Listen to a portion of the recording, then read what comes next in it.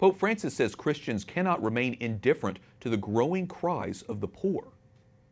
Il grido dei poveri diventa ogni giorno più forte. The Holy Father invited 6,000 poor people to St. Peter's Basilica yesterday, where he celebrated Mass on a day the Catholic Church dedicates to the needy. Francis also drew attention to the plight of abandoned elderly people, the lonely, and migrants. Vatican Correspondent Juliet Linley joins us from Rome. Juliet, Pope Francis created the World Day of the Poor in 2017. What was his message this year?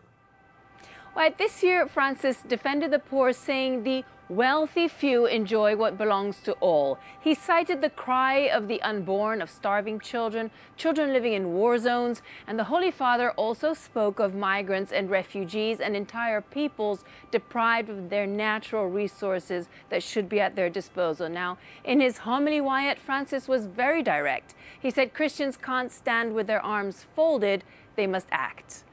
How did the Holy Father spend the World Day of the Poor? He first said Mass in St. Peter's Basilica yesterday morning, and after Mass, the Holy Father sat down for lunch with 1,500 needy people. Now, if you're interested, they ate lasagna, chicken, mashed potatoes, and tiramisu for dessert, Wyatt.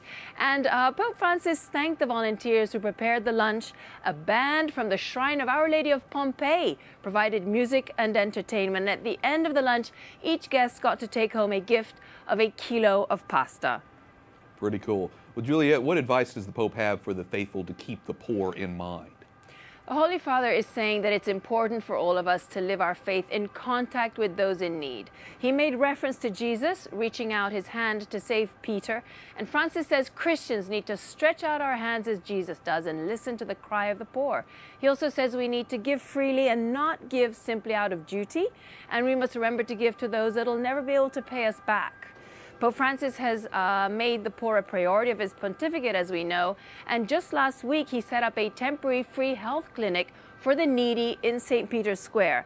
In remarks to pilgrims and tourists in the square on an impromptu visit last Friday, he said it's futile to make riches our goal.